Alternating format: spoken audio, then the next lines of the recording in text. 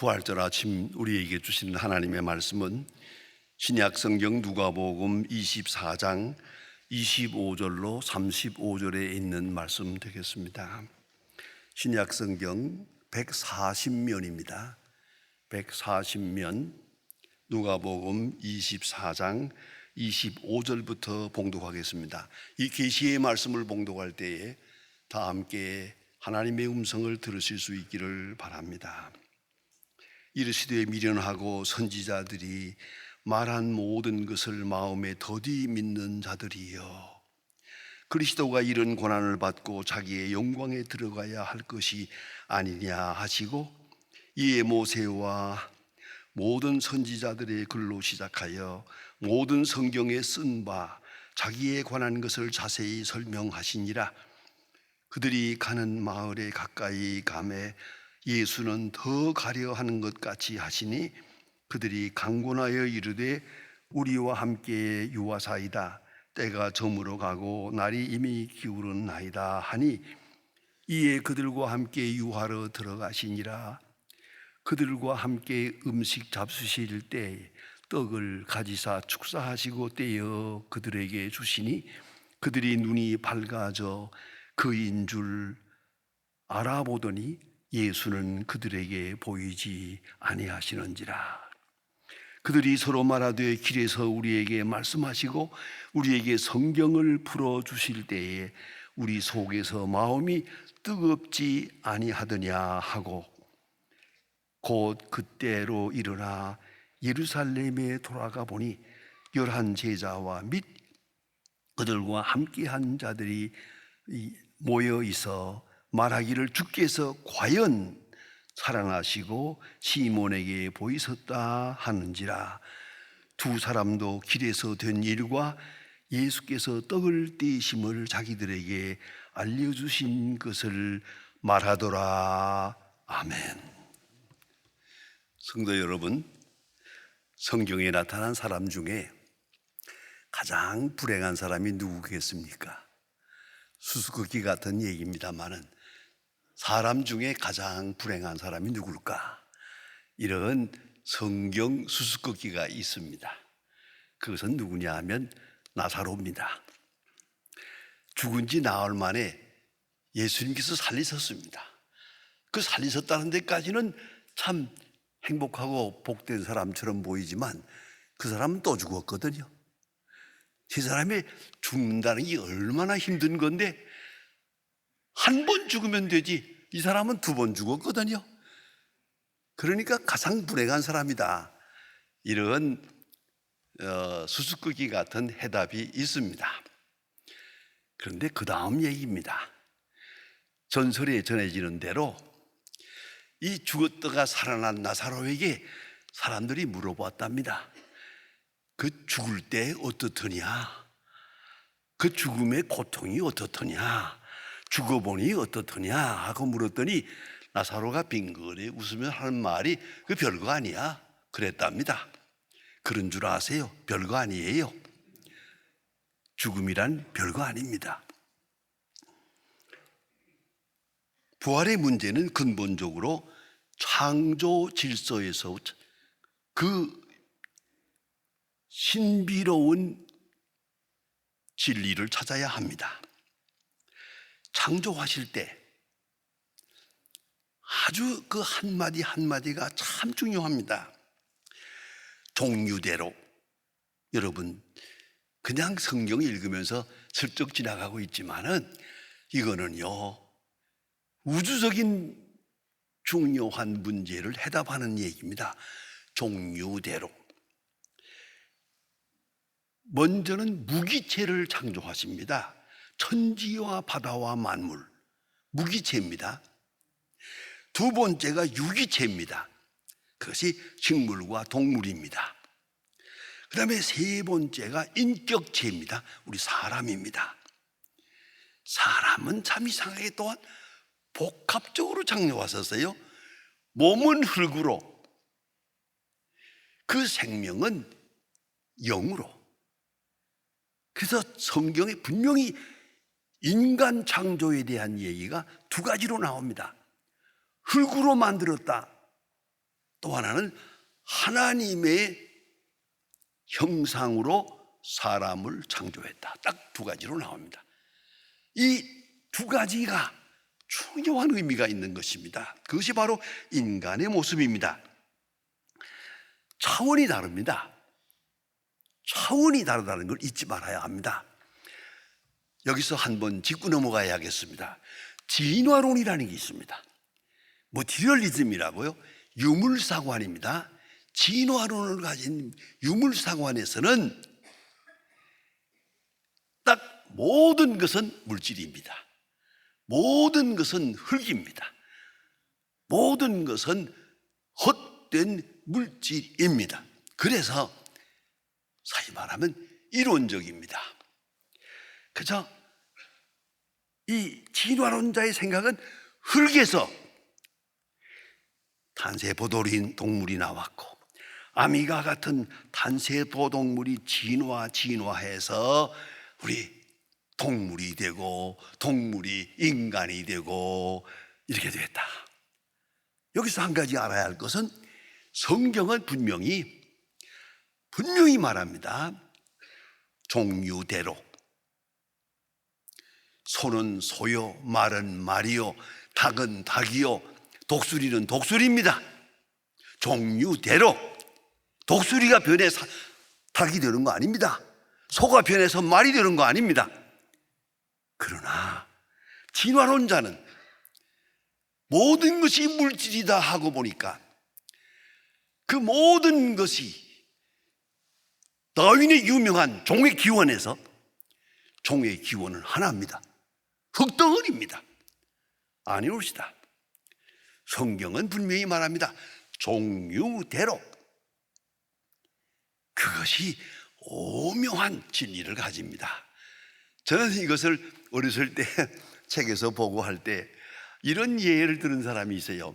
종류대로 할 때 혹은 말과 이 노새는 비슷하잖아요. 말과 노새 이거는 뭐 섞일 수도 있는 거 아니에요. 그런데 이걸 말합니다. 말과 당나귀가 노새가 배합을 해서 새끼를 낳았다고 하자. 그게 노새입니다. 노새는 번식을 못합니다. 하나님이 막아버렸어요. 이걸 잊지 말아야 합니다.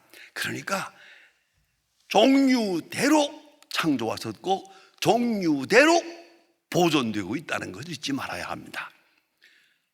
그런데 이 진화론의 입장에서 볼 때는 모든 것이 종의 기원이 하나입니다. 그러고 보니까 사람도 동물입니다. 사람도 흙덩어리입니다. 그래서 이거 참 중요한 겁니다.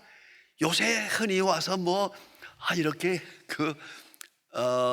도덕적인 문제가 생겨가지고 요새 선거까지 다시 하게 됐습니다만은 자우간 이런 복잡한 문제가 왜 생기느냐? 인간을 보는 눈이 다릅니다. 진화론자의 눈으로 볼 때는 여자는 암컷입니다. 아무 의미가 없는 겁니다. 동물이니까. 이러기 때문에 이런 실수가 오는 거예요.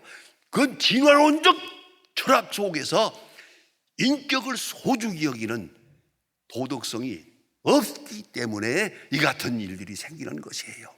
이걸 잊지 말아야 합니다. 인간은 동물 같은데 동물은 아닙니다. 사람은 어디까지나 하나님의 형상으로 지어진 인간이라는 그 창조론적 원리를 분명히 알아야 합니다. 그런데 말입니다. 이 생명사건은 물질 사건과 차원이 다릅니다. 그런데 인간의 지식은 항상 이성과 경험에 근거해서 이루어집니다. 그런 거로 보아야 알고 경험해야 알고 경험하기 전에는 인정을 안 하려고 하고 그것이 인간의 어리석음입니다. 그렇게 할 수 있는 게 아니거든요. 경험할 수 있는 것이 있고 경험할 수 없는 것이 있잖아요. 그렇잖아요. 볼 수 있는 것이 있고 볼 수 없는 것이 있어요. 제가 몇 번 말씀드렸습니다마는 북한에 갔을 때에 그들과 한번 만찬을 하고 있을 때 그 고관들하고 막 하는데 이상한 질문이 나왔어요. 김일성 대학 교수가 나에게 물어봅니다. 목사 동무, 예. 목사 동무는 하나님을 믿는다면서요? 믿죠? 하나님 보았어요? 못 봤지요? 못 본 걸 믿어요? 그 다음 말입니다. 우리 공산주의자는 철저하게 못 본 건 믿지 않습니다. 우리는 꼭 경험한 것만 믿고 과학적으로 이렇게 설명하더라고요. 그 날 망신 주려고 하는 거예요. 그래서 제가 저도 하나 물어봅시다. 물으세요. 사람은 볼 수 있는 것이 있고 볼 수 없는 것이 있는데 볼 수 있는 것은 있다고 합시다. 볼 수 없는 것은 없는 겁니까? 내가 못 본 것은 없는 겁니까? 대답을 못 해요. 하나 물어봅시다. 당신 할아버지 보았어요? 못 봤어요? 못 봤죠. 있어요? 없어요? 있지요.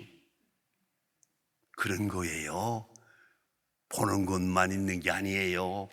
사실은 보는 것은 작은 것이고 보지 못하는 것이 무궁무진하게 큰 거고 더 확실한 것이에요. 이렇게 설명을 했더니 그 김일성 대학 교수가 얼굴이 뻘게 가지고 대답을 못하고 서 있으니까 아주 혼났을 겁니다. 아마 여러분 잊지 말아야 합니다. 경험할 수 있는 것이 있고 경험할 수 없는 것이 있어요. 볼 수 있는 것이 있고 볼 수 없는 것도 있어요. 그러면 볼 수 없는 것은 어떡합니까? 이건 믿음으로 아는 거예요. 그걸 부정해서는 안 되죠.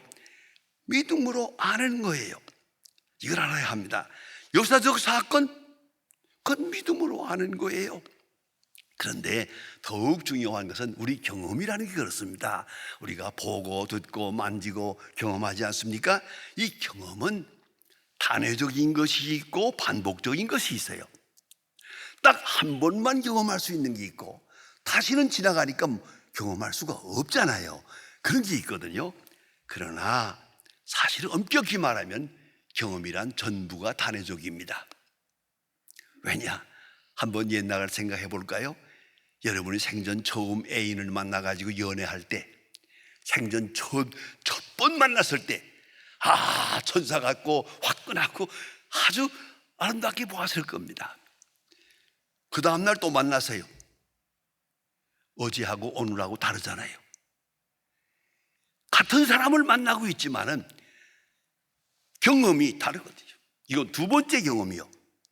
첫 번째 경험하고 두 번째 경험하고는 같은 게 아니거든요. 그런 거로 모든 경험은 단회적이다. 이걸 인정해야 합니다. 그런데 성경을 자세히 보면은 하나님께서 인간을 창조하실 때, 맨 먼저 어떤 생명 사건이 있느냐 하면 식물이란 생명 사건이 있어요. 이거 아주 신비롭습니다. 식물이라고 하는 생명도 말입니다.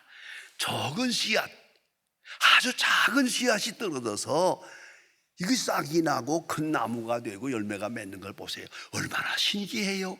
그렇지 않습니까? 그래서 브라질에 가면요, 그 나무가 30m나 되는 나무들이 있고요. 아마존에 그 30m나 되는 나무 위에, 그 위에서 나무가 자라요. 그건 뭐냐? 새들이 조그만 씨앗을 먹고 올라가서 거기서 변을 본 거예요. 그것이 그 나무가지에 떨어져 가지고 싹이 나 가지고 나무 위에서 나무가 자라요. 그 나무 뿌리가 쭉 내려와요. 그걸 잡고 아주 그네를 뛰는 거예요. 제가 한번 해봤어요. 신기하더만요. 이렇게 해서 나무 뿌리가 땅에 닿으면 다시 또 뿌리를 내려가지고 그렇게 높은 나무가 된다고 그래요. 타잔이 하면서 가는 게 바로 그거예요. 그 밧줄 같은 거, 그게 나무 뿌리예요. 그 나무는 어떻게 된 거냐? 작은 씨앗을 이 새들이 물고 올라가서 거기서 심어가지고 나무 위에서 나무가 자라기 시작하는 거예요. 신기하고 신기하도 말이에요. 식물은 그렇습니다. 그런가 하면 여러분 잘 아시는 대로 겨울 동안 식물이 동민을 하잖아요. 나무가 다 나무 잎이 떨어지고 앙상하게 죽은 나무같이 되어 있잖아. 봄이 되면은 싹이 나고 꽃이 피는, 얼마나 신기해요. 무슨 말로도 설명할 수 없는 신기로운 것입니다. 이것이 바로 식물학적 생명입니다. 생명은 신비롭습니다. 그런가 하면 동물학적 생명이 있어요. 동물 역시 보면 볼수록 신기합니다. 서로 만나서 이렇게 그 본능적으로 생식하는 모습을 보세요. 난 너무나 어렸을 때도 보았습니다만은 그 개가 새끼를 낳는 걸 보았거든요. 새끼 난 다음에 그 작은 새끼가 아직 눈도 뜨지 못했어요. 눈도 뜨지 못한 이런 조그만 건데 이게요, 아니 어떻게 알고 꿈틀꿈틀 하면서 가서 그 엄마 개의 젖을 딱 물어요. 그 젖을 빨고 그 크는 것을 볼 때, 신기하다. 눈으로 보는 것도 아니고 만지는 것도 아닌데 요 냄새 맡고 엄마 젖을 빨아요. 여기서 생명의 역사가 이루어지는 걸 봅니다. 동물의 세계에 이루어지는 생명의 역사, 신기합니다. 이거 생명사건입니다. 이건 2차원적입니다. 그런가 하면 인간이라고 하는 존재가 있습니다. 인간은 복합적입니다. 몸은 흙입니다. 동물적입니다. 그러면서 하나님의 형상으로 지어진 인간성이 있습니다. 하나님의 형상으로서의 인간, 동물로서 온 인간, 이 둘이 합쳤어요. 그래서 우리는 조금 잘못되면 동물이 되고 조금 잘 되면 하나님의 자녀가 될 수 있는 거예요. 그리고 영성으로 하나님의 형상된 그 속성으로 동물성을 다스릴 수 있어야 합니다. 다시 말하면 육체적 본능을 제어할 수 있어야 됩니다. 무슨 말입니까? 아무리 먹고 싶어도 이건 먹어서는 안 된다 그러면 안 먹어야죠. 아무리 하고 싶어도 이건 아니다 아니면 안 거죠. 거절할 줄 아는, 그것이 인간이거든요. 그래서 아주 성숙한 이성으로 본능을 다스리고 영성으로 이성을 다스릴 수 있을 때 비로소 온전한 인간이 되는 것입니다. 보세요. 그러나 여기서 머무르지 않습니다. 다시 말합니다. 식물학적 생명, 동물학적 생명, 인격적인 인간적 생명, 여기 3차원입니다. 하나 더 있습니다. 그것이 바로 부활하신 예수 그리스도적 생명, 그리스도페어라고 하는 생명이 있습니다. 예수님 십자가에 돌아가시고 그다음에 부활하십니다. 부활하신 그 영체, 이것은 그리스도적 생명의 단계입니다. 이거는 우리가 경험할 수 있는 게 아닙니다. 이제 장차 경험하게 될 것입니다. 그리스도적 생명, 그리스도에 연합한 사람들이 그리스도와 같이 변화될 것입니다. 이걸 생각해야 합니다. 그리스도적 단계의 생명. 그래서 예수님 보세요. 제자들이 믿지 않고 하니까 손을 내밀어 만져보라 그랬죠. 심지어는 음식을 가져와라. 자, 나는 영은 음식을 먹지 못하지만 나는 먹느니라. 음식을 잡수시기도 하고 손을 만져보라 말씀하십니다. 이거는 차원 다릅니다. 그리스도적 차원의 생명 단계를 말하는 것입니다. 엠마오로 가는 제자들이 이제 예수님에 대해서 서로 말을 합니다. 21절에 보면 그런 말씀이 있는데, 우리는 그가 이스라엘을 다스릴 자라고 믿었노라. 그런데 십자가에 비참하게 돌아가시는 걸 보고 실망했다는 말을 합니다. 그러나 예수님께서 말씀하십니다. 믿는 자가 되라.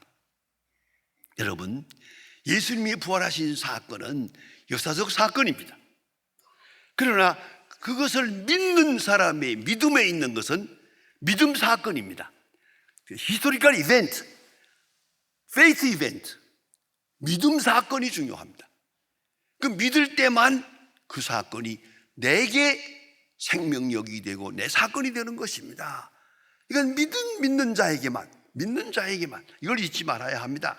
그래서 아무리 역사적 사건이 여기 엄연하게 있지만은 이것을 믿는 자에게 주는 신앙 사건화할 때만 생명력이 있다는 것을 잊지 말아야 합니다.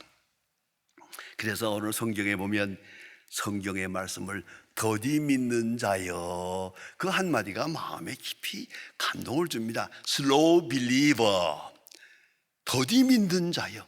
왜 이렇게 좀 빠르게 즉각적으로 믿지 못하고 더디 믿느냐, 왜 이렇게 믿기가 힘드냐. 이 엄연한 사건 앞에서도 예수님께서 이렇게 말씀하신 것을 볼 수 있습니다. 그런데 가장 중요한 것은 여기에 있습니다. 이렇게 사건은 엄연하지만은 부활하신 사건을 믿을 수 있는 신앙 사건으로 화하기 위해서는 두 단계가 필요합니다. 하나가 성경적 증거요, 또 하나가 성령의 역사입니다. 성경을 알아야 합니다. 성경을 통해서만 알 수 있습니다. 성경적 맥락에서, 비브리컬 콘텍스트에 의해서 성경을 통해서만, 성경을 믿어야 이걸 믿을 수 있게 되는 겁니다. 두 번째는 성령의 역사. 오늘 성경에 보니까 우리 마음이 뜨거워지지 않더냐, 우리의 마음이 성령의 역사로 뜨거워져야 이걸 알게 되고 믿게 되는 것이옵시다. 그렇지 말아야 합니다. 엘리자베스 큐블 라스라고 하는 분은 아주 유명한 분입니다. 특별히 제게는 깊은 관계가 있고 감동을 준 분입니다. 1960년에 제가 이분의 책을 보고 너무 감동을 해서 계속 이분의 책은 다 읽었습니다. 그뿐 아니라 고맙게도 제가 훌러 신학교에 가서 공부할 때 이 엘리자베스 라스가 그게 특강을 하러 오셨어요. 어떻게 반가웠는지 그분의 강의를 제가 열심히 들은 일이 있습니다. 그는 On Life After Death, 죽음에 대한 생명을, 죽은 후의 생명에 대해서 많은 책을 썼습니다. 그의 기록에 의하면 무려 2만 명이나 되는 사람이 죽는 모습을 관찰하고 종합해서 우리에게 결론을 말해줍니다. 여러분, 자세히 들으셔야 됩니다. 첫째, 죽을 때는 죽음과 영혼의 육체 이탈 경험을 하게 된다. 우리 영혼이 이 육체에서부터 이탈하는 경험을 하게 된다. 두 번째는 강력한 빛에 이끌려 어디론가 끌려가는 그런 경험을 하게 된다. 세 번째는 자신이 삶이 슬라이드처럼 일생 살아온 것이 확 한꺼번에 보여진다는 겁니다. 그래서 죄를 짓고 어두운 가운데 산 사람은 고개를 들 수가 없는 것, 두려움에 떨게 되는 것입니다. 일생 살아온 것이 슬라이드처럼 한눈에 들어온다. 네 번째입니다. 꽃밭같이 아름답고 평안한 곳으로 인도된다. 그래서 이 엘리자베스 큐블러의 마지막 결론입니다. 죽음이란 뭐냐? 사람을 지혜롭게 하는 것이다. 우리는 지식에 매여 있지만 죽음을 앞에 놓고야 인간이 참 지혜를 얻게 된다. 그런가 하면 죽음이란 마지막 성장이다. 인격의 성장은 죽음 앞에서 평가됩니다. 또한 인격의 완성이다. 신앙생활의 완성이다. 그의 전체 온 생을 결론 짓는 시간이다. 그런가 하면 변화와 이동이다. 이 마지막 말이 중요합니다. 죽음이란 변화와 이동이다. 그렇습니다. 그리스도적 단계로 변화하는 시간입니다. 성경을 자세히 보면 부활이라는 말과 변화라는 말이 있습니다. 그 숫자가 같습니다. 변화, 부활. 부활은 곧 그리스도적으로 변하는 것입니다. 그리스도와 함께 변하는 것입니다. 여러분, 종교개혁자 마틴 루터의 말을 알고 있습니다. 그는 구원을 이렇게 정의합니다. 죄와 사망과 사탄과 율법과 진노로부터의 자유, 사망 권세로부터의 자유, 그것이 구원입니다. 이 속에서 우리는 주님을 만나고 주님의 형체와 같이 변화하는 그 영광을 바라보며 세상을 떠나는 것입니다. 여러분, 이것이 바로 신앙 사건의 승리입니다. 기도하십니다. 하나님 아버지, 변화무쌍한 세상을 살고 연약한 저희들이 여기까지 왔습니다. 그러나 주는 우리를 영화로운 세계로 인도하고 부활의 첫 열매가 되사 우리의 갈 길을 인도하고 계심을 감사드립니다.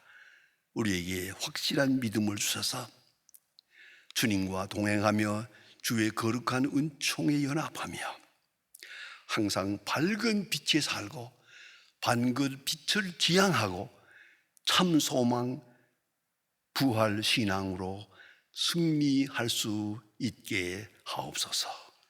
예수님의 이름으로 기도합니다. 아멘.